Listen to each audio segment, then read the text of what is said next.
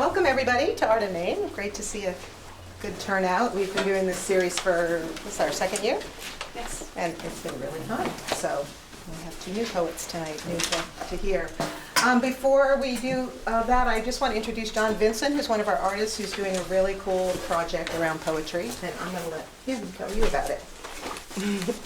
Briefly also. So yesterday was Poem in Your Pocket Day. Yeah. You might have missed it, but we're going to have it again tonight. So I want all of these to be gone. These are 3 poems from a group in Columbus, Ohio, a low-income daycare center, preschoolers.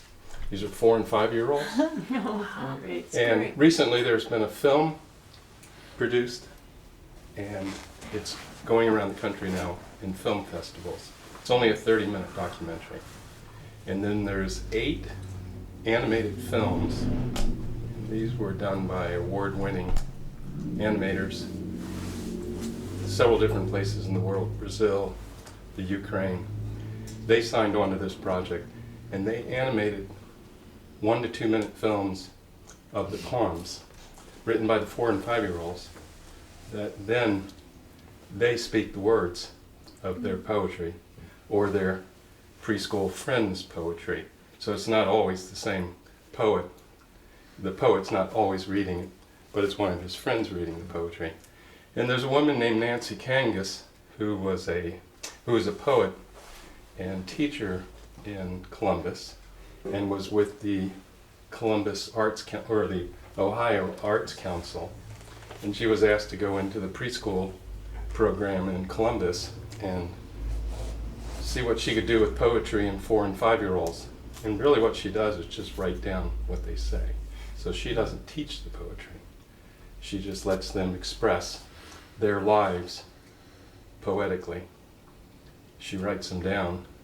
And what was her technique was to post it on some social media until one of her friends said, "Why don't we do a film about this?" So they did this short documentary called This Might Shock You, which is a line from one of the 5-year-old's poems. So I printed 3,000 of these bookmarks last week, and this is letterpress printed. So all the type was set by hand. Wow. And an image was carved out of linoleum. And then I sent 800 of them to them for fundraising, so they're going to sell these online. And then I distributed 1,200 through these stands in 40 different libraries and bookstores in Vermont. And then I'm going to sell the rest and send them all the money. But for tonight only, you get one of these for free. And on the back, I put the website. So you can go on the website, and in 40 minutes, it'll be the best 40 minutes that you'll spend on the computer, I guarantee it. So I'll pass this around. They really are amazing. What a I found out treat. about them yesterday. There's 3 different poems. Linoleum. So have them all. I want the box back empty so I can use it next year. Thank you. Thank you. Thanks, John. Yeah, thank you. Thank you.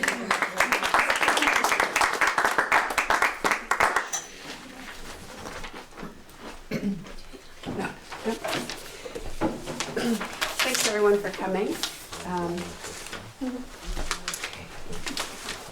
Let me just say, ArtonMain is pleased to host this poetry reading by Vermont poets Elizabeth Powell and Adrian Curcero. We want to thank the Vermont Arts Council for supporting this reading as a Vermont Arts 2018 event. So, yay! After the reading, we'll have some refreshments over there and time to mingle and speak with each other, have a conversation. To start, Liz Powell will be our first reader. She's the author of The Republic of Self, a New Issue's first book prize. And her second book of poems, Willie Loman's Reckless Daughter, Living Truthfully Under Imaginary Circumstances, won the 2015 Inga Robert Dana Prize. She's the editor of Green Mountains Review and associate professor of creative writing at Johnson State College.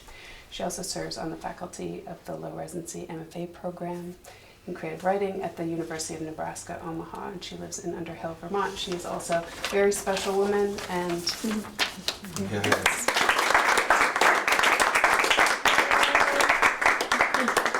Thank you all for coming. Thank you for being here. It's really nice to see everybody.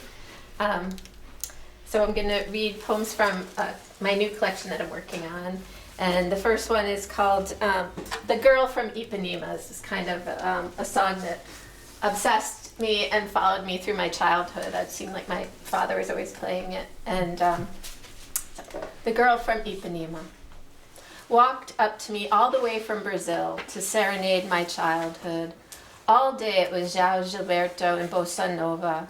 The samba sang only to me, no one else. Yet a voice like my mother's began to sing. How can he tell her he loves her? The trumpet petitioning the afternoon for mercy. And then the promise. She looks straight ahead, not at him. My toes in the cold New York Atlantic, blender making music on Fire Island. My father's long, coffee-colored fingers smelling of limes. The grown-ups fading into the afternoon's vanishing line. I dragged the red wagon down the sandy lane where I walked. Mixture of flower and mermaid bossa, like Gilberto and Getz's trumpet thump toward the year of my undoing. Inside the high notes of my long hair, tangling off-key in beach wind and radio sounds. The song sang of the one chord Gilberto had played over and over, locked in his bathroom that year when everything was changing. How to understand the new sound of beauty, how a young girl disappeared into an idea of a person no one can have. So the next poem is a longer poem, and it's the title poem of my new collection. And it's called When the Insemination Man Comes to the Farm. That really made a big impression on me when I was 10 years old, when he would come to my grandmother's dairy farm, and I'm like, he's doing what? How? And he had these weird gray, whitish boots, anyway. My grandmother also had what is called the Book of Sires, where she would choose which bulls to use for the insemination, when the insemination man came. And I always thought, like, oh, Match.com is a lot like the Book of Sires. So, the insemination man comes to the farm. With his tall gray boots and strange protective white bodysuit, as if he were going to do something radioactive. I am young, I don't understand. I hide behind hay bales with the two young heifers and start to grow up. Sex is like having a train coming at you, hitting you, going in reverse, coming at you again, hard. The insemination man with his ramrod, not quite a penis, threading it through the cervix, all of his disgusting canisters, never trust a dude in a white van, mystery cow juice god in his altar boy white suit, clean as wasp tennis shorts, but watch out for cow shit, his suit is made of paper. The insemination man stalks my dreams. Wake up, girls, I want to scream, but grandmother gives me the look. I will read The Handmaid's Tale soon enough. 20 years later, I would like to invent an eating disorder where you keep pumping milk even after your baby's weaned so you can eat the 500 extra calories. No need for an insemination man. I am always pregnant and lactating in my imagination. 2. Small, sassy child in coveralls and a red bandana, I let the cows, subbing in for God, minister to my traumas, for they have 4 mighty stomachs and chew holy cud. I ask them if I will marry, and they moo, and I crawl beside the oldest one, who lets me lie next to her, my head on her big belly. Her long tongue licks the hay of my hair. I've spent a lifetime not saying what I mean in order to say what I mean, the art of womanhood in my time, but I've tried to make it sound serious and smart, and so in that way I've become a conspiracy theory to myself. And so I've written letters to the governing body of Starbucks, because everyone knows they make baby formula for grown-ups. We like our yummy milk, and when we have lactose intolerance or morals, we make it out of nuts or oats or beans. We like milk that much. Poor cow. 3. Later that year, I helped deliver a breech calf with grandmother, who stuck her hand deep inside the cow trying to turn the calf's head. Her mother's engagement ring slid off her thin finger inside the cow, and so she pushed her hand back in, felt around until she retrieved it. The vet arriving, 3 of us pulling, I fell in the muck.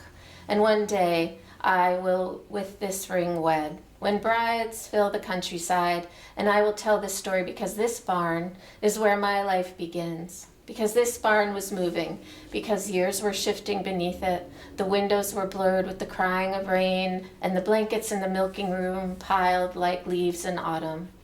The cows watch over me still, neglected child who has been forgiven, and the summer of which has every other summer in it, like all our hay has alfalfa in it. Everything seems new at some time, like the way kisses can. The ring is gold and no longer on my finger. This is my secret marriage. There is no going back to the cows or my youth, so I drink my milk warm and go to sleep, and my life begins, wedded again.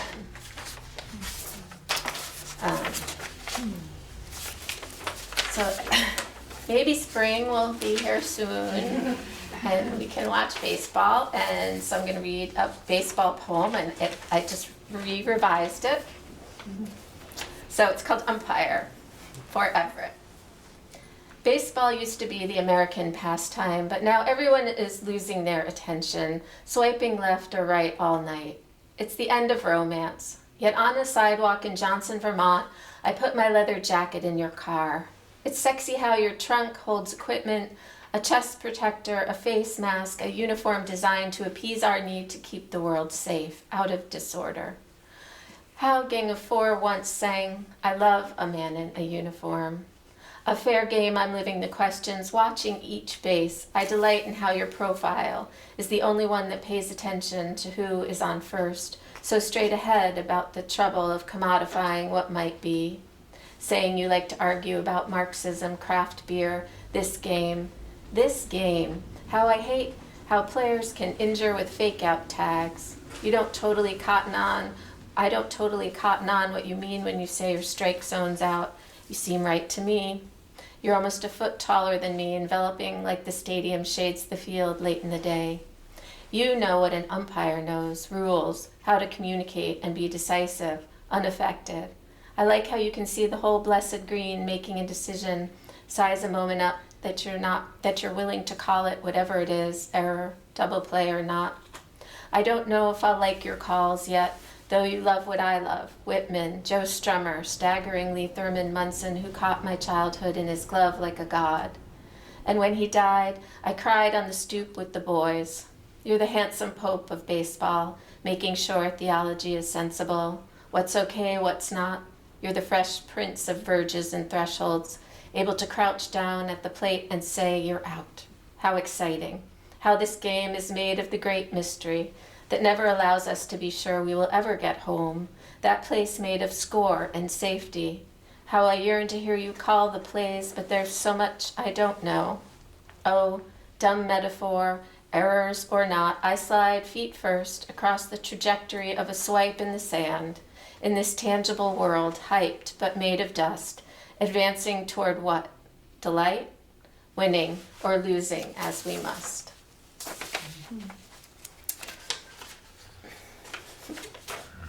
So, this is one that just came out in the Los Angeles Review. It's called Stalking Me Onomatopoetically. I still have trouble saying that word. Onomatopoetically. Sounds like a kind of stomach virus. But I sought a restraining order against the sociopathic poem that kept pounding on the door of my mind at 4 a.m., rousing me with a slap on the face with its metaphysics of sick lust and panic. The order was dated March 1st, 2016, a Thursday, rainy. The sociopoem smelled of Paco Rabanne, was devilishly handsome, elegant, English, lyrically, well anthologized and attractive, seemed to have a form that suggested well-bred content and an understanding of stanzaic architecture and deep image. Yet this poem I loved had once tried to stab Dorothy Parker at a dinner party. This poem had claimed to have French-kissed Helen Wendler and Allen Ginsberg. How could I rationalize or reconcile my love for the poem? The poem tried to kill me too with the same red child scissors once. Then another time it was tar and feather because the poem said, I love you so much. On therapeutic advice, I sought the restraining order against the poem because it couldn't contain itself, pushed me down with a conceit stronger than my fragile couplets, how it leaked in Afro like antifreeze, bluish over the page, and into my life uninvited, thinking it knew me better than I knew myself. The poem's arguments were convincing on the surface of its repeating lines and rhyme scheme, but it was all fanciful diversion, a lie. All through the day and through the night, that poem, the poem telling me I looked fat in my Lord and Taylor dress. So I bit the poem's ear, again and again, until it bled a scary personification of ears, stalking me on a poetically down the sidewalk to where I kept my secret sonnet turns inside. I just wanted to take a nap in Brooklyn, sleep inside my source material, that pail of settlement, the origin and end of everything in my family, so that the end of my suffering might bring an insight.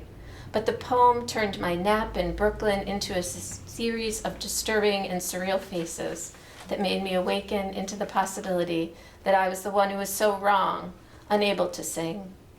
Yet sometimes, honestly, I loved what the poem said when it convinced me of its tyranny. I wanted to let go. I wanted its untouchable love. I waited for the poem. The socio-poem's persona looked like Sir Mick Jagger, wore leather pants, had biceps, smelled literary, and up all night, like bay rum and old books. The poem had a spell over me, and its incantory propulsion got into my blood and bile with its rhythms that made my heart race. It mailed me threatening letters, collages, containing articles about what happens to women my age, how they die, again and again, alone and withering like a nasty old tree from a St. Vincent Millay sonnet taught in a girls' boarding school. I wrestled the poem until it swore to bless me, but it blessed me in a language that made me uncomfortable. It wasn't a vowelic yop. It wasn't a brutal, stuttering ick that made me feel sick, unclean, subway-ridden, which gave the poem a great joy that made its message clearer. I was a bitch, crazy, and ruined everything. Are we at 15 minutes yet? I think, so I'm just going to read one short poem, and then I'm going to hand it over to Adri. I can find where it is. You can read too. You can read too. Yes. So, I just have to find this shoe shine poem that I want to read to Dee Dee, because we were just talking about shoe shine. I hope I have it up here. If I don't, I'll read a different one. Okay, yeah. So some of you might know the novelist Stephen Kiernan. This is a poem for him. He bought me a shoe shine in the airport when we were going to teach at a conference together. A dear, dear heart. Anyway, so then this year when I was traveling to that same conference without him, I walked by that same shoe shine and I wasn't in a good place. So I wrote this for him. It's called Sad for You at the Shoe Shine Stand. Another year has passed us by on the runway, where outside the jets taxi like desire quickly following clouds in the sky. I want a Sunday kind of love, Etta James sings to me every night when I listen. But yearning fills minutes like beer fills steins, bubbles on top. Side by side, we sat here while the men polished and shined our shoes, sat above them like an audience. Your treat. It's the small extravagances, you said. Earlier people on the airport jitney thought us married. I tried it on like these fry boots bought years ago now.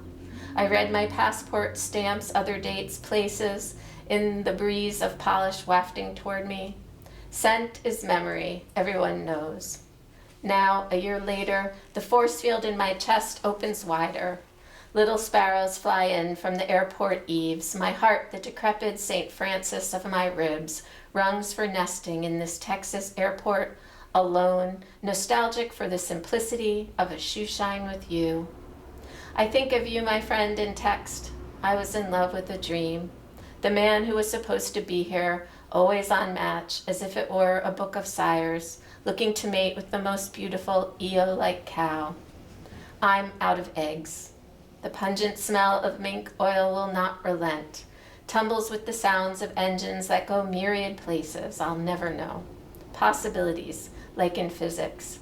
I walk in these same shoes, because they are mine and they still shine. Thanks.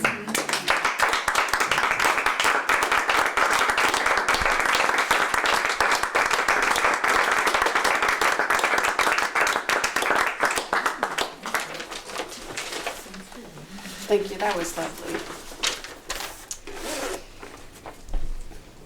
Adri Kursaro is the author of 2 collections of poetry, both published by Boet Editions, Hunting Down the Monk and Refuge. Adri is a cultural anthropologist who works with Sudanese refugees in trying to build schools in war-torn southern Sudan.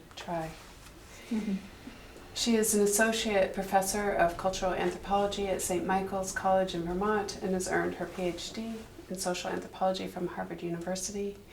She lives in Underhill Center, Vermont. Thank you for coming down.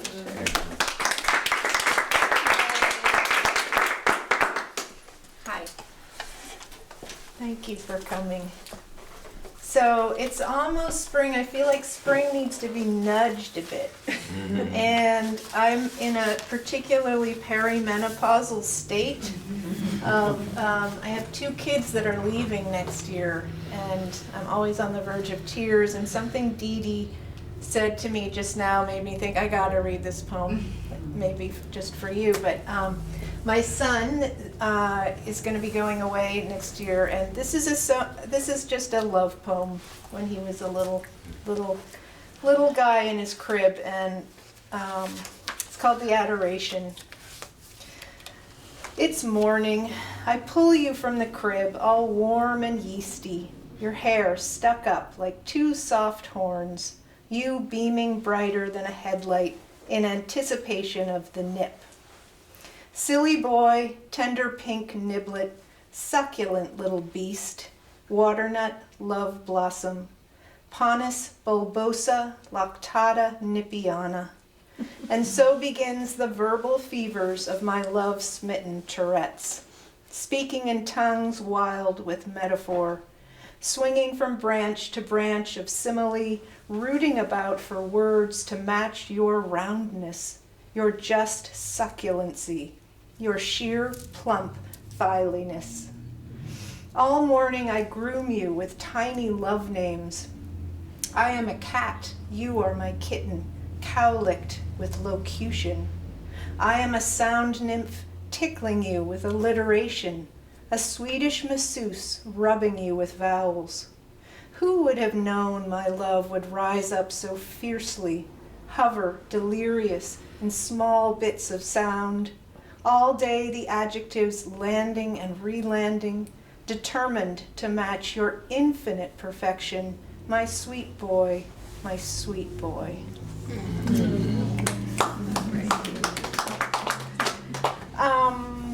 Let's see, okay. I'm just arriving from a college visit and I don't even have my book. I'm in a bit of a tizzy here, but so I apologize for messing around. I had to print out my book at home. And so this is a poem actually that I just sent Major because it has no home now. It's a long story, but anyway, I work with refugees.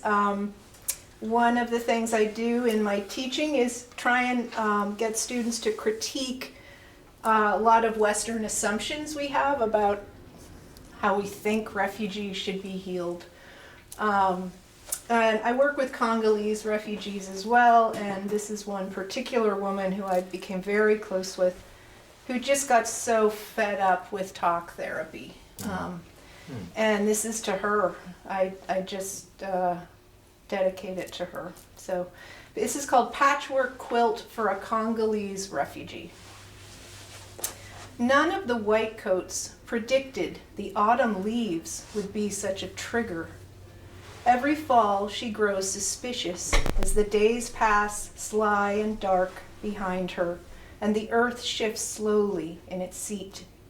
Blood orange blotches catch and spread like birthmarks along the mountain range. In the cold, balding woods where they tell her to walk, to expose herself, she can hardly breathe when she sees it. The sugar maples gory neon spill as if kicked in the gut, the first burning vein, scarlet bolt of lightning. 2. She could spend her whole life picking through images of machete-gutted women, cobbling together a patchwork quilt of ragged rapes with its bold, quote, African patterns so in vogue now. She could fall in love, like some have, with Ted talking the noble tragedy of her story, even deftly sewing the dull needle of Jesus through the little jungle brute who crammed a gun up her nose, stunning the audience into silence. She could drag it around like the American kids with their baby blankets, demanding their rights to bedtime stories. She could even sell it at the boutiques where Americans shop for fair trade. Or, as the eerie geese fly south above her and the cold creeps across her skin, crimson gashes ripping through the hills with their brilliant, mad infections, she could let the blood leaves break her apart, let go of it all, and finally just begin. I haven't written in a long time, and this is my attempt. I've been way too involved in kids, and I'm just starting to write again, actually. So it's kind of, I'm interested in writing about humans and screens. I teach a lot of anthropology of media, and I do a lot of work in especially Himalayan areas where I'm looking at how cultures are changing because of the influence of screens. And so I'm particularly neurotic about watching my kids on their screens. And so you're probably going to think, oh my God, the kids are on screens all the time, but it's actually kind of a nice place to put this concept of where I think we're all at in some sense. So I just wrote this one last night, so in a college town, and I'm just going to try it out here. This is one of my favorite authors, Nicholas Carr. He wrote The Shallows, and he has this, I think, brilliant idea that some of the some feelings take longer to sort of, what's the word, blossom or unfurl. And Google, on the other hand, develops human capacities to do these kind of quick frustration, argument, this kind of thing. So this is one I called, I Watch My Daughter Snort Google. She's charged, alert, snorting quick, coked-up bits of info, CNN pulsing like Vegas in her veins, strays of Twitter, YouTube, and Snapchat jamming her million neural pathways, blinking neon billboards line the circuits of her brain, luring bits of stray ego into side alleys called flashy, sexy, cheap, shocking, tragic, fun. I imagine a fawn, a deer, all sniff and hesitance hovering at the edges of her psyche's field. Instead, I resort to nagging, almost violent what it takes to lift her head from the screen, the tiny stem of her neck pulling up the electric crackling roots of her brain. I touch her shoulder, she's quick to flare and snap. She's twitching with impatience, frustration, greed, like flares along a highway of manic speed. Meanwhile, I wonder what happens to the dopey, small, unpopular emotions that wobble out onto the highway after a slick rain, the endangered ones that take so long to nurture with their matted hair and Coke bottle lenses. I'm talking about the slow and smelly ones, like empathy, like awe, like sympathy, confusion, delayed grief. The ones that can barely lift their heads, sniff around before moan over, flattened like roadkill. Still, yesterday it felt like spring. I watched her, pale and doughy, wade into its sprouting green hunger, mud and fiddleheads, mineral bone and bud. That night, the moon splashed everywhere, pulling her from our house with its viscous, milky threads. I watched her sink into the cold, wild blades of the grass. Although she did not howl or sing, I swear I saw from her mouth whole vowels of awe, like bubbles, like Chinese lanterns rising.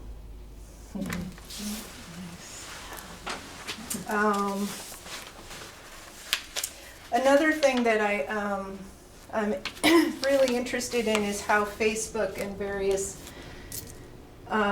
social medias produce fictions of each other that just get thrown back and forth, and they're not true, and yet everybody's believing in fictions.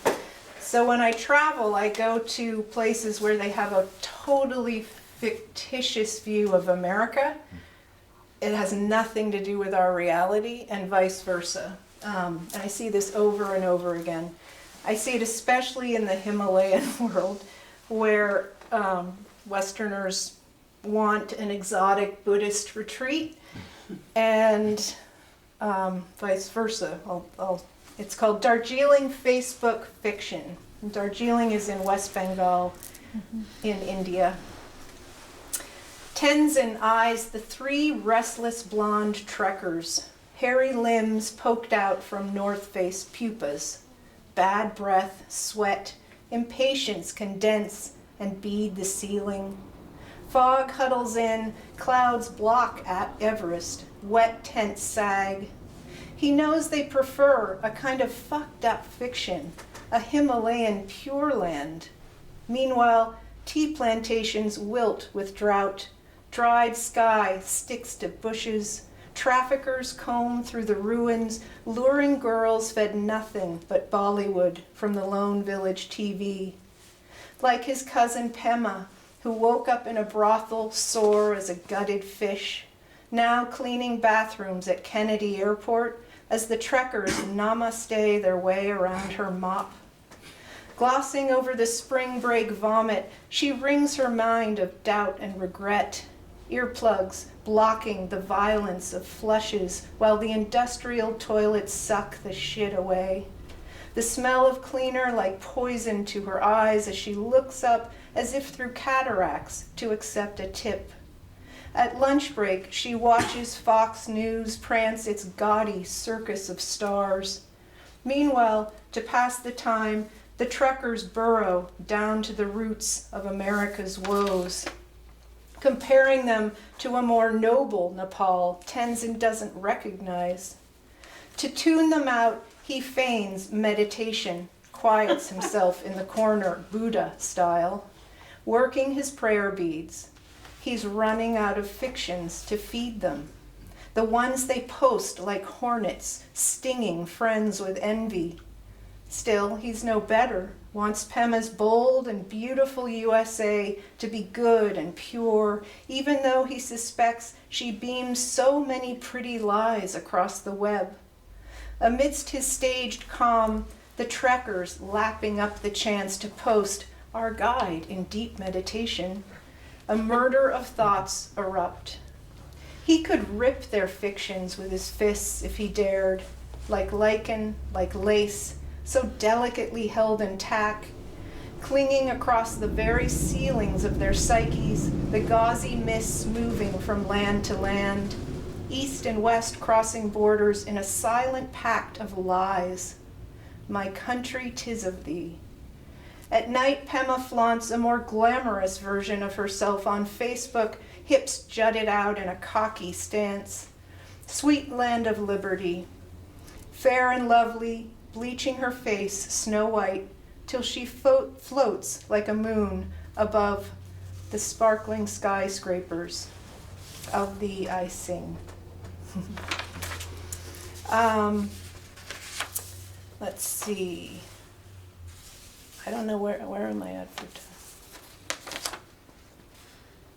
time? I'll do another. Okay, I'll do another one again that I just wrote this one. Hopefully I can find it.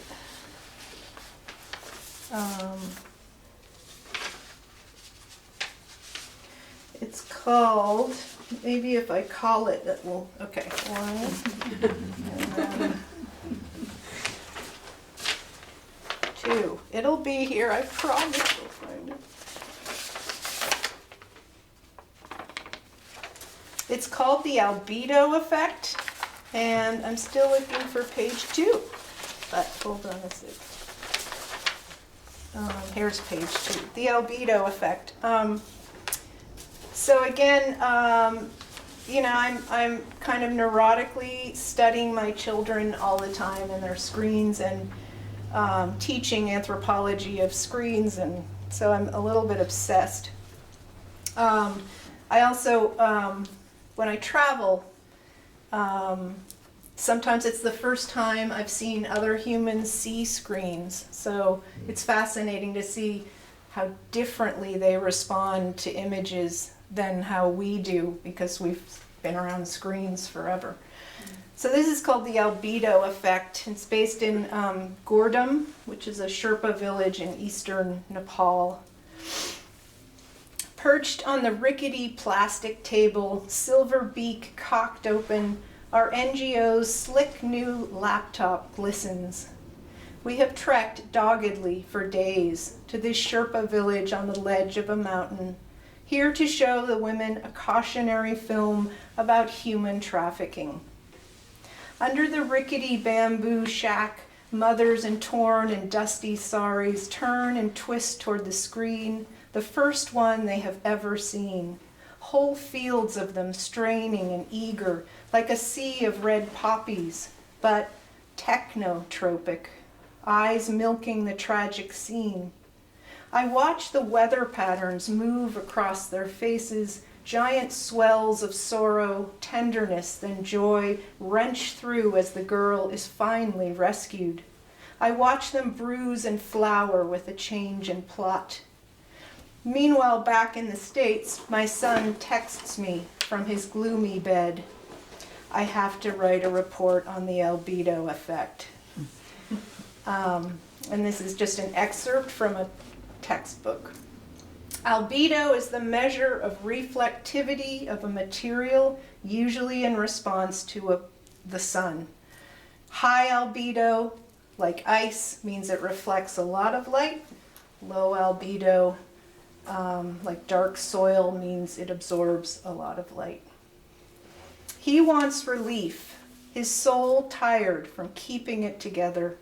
He's nested, beautiful as the girl he is called daily, curled up around his laptop in a fetal position, his face slick and still as a pond, floating emotionless outside the lunar glare of his iPhone.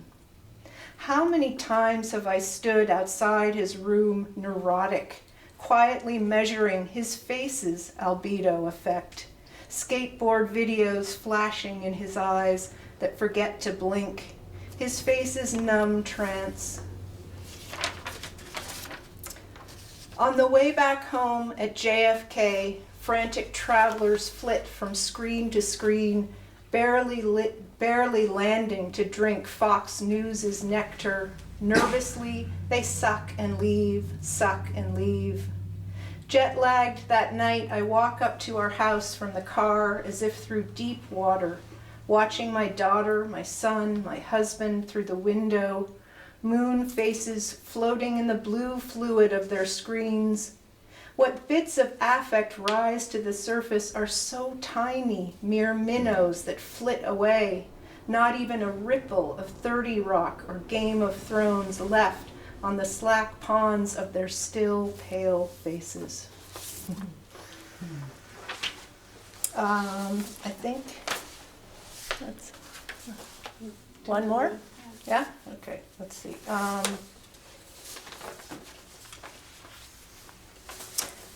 I'll just continue the technotropic theme about that. So, email elegy.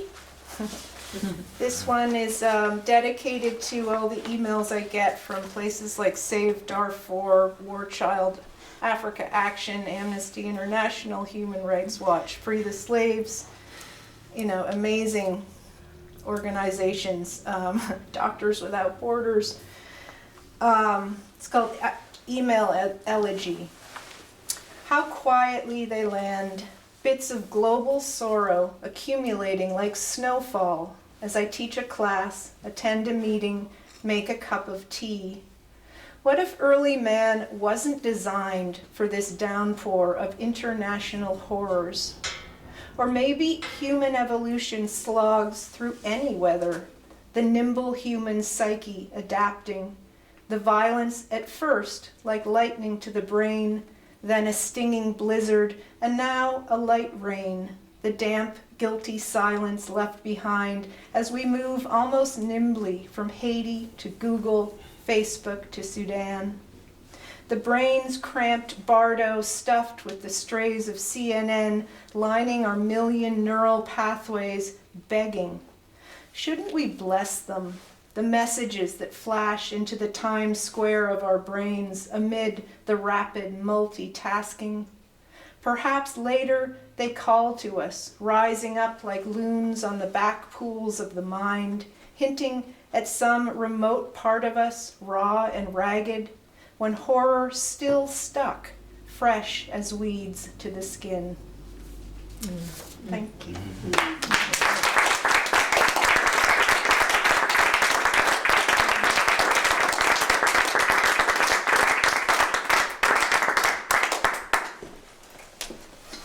Again, thanks for coming. If you're interested in hearing about any of our next events, please give us your email. We'll put you on our mailing list.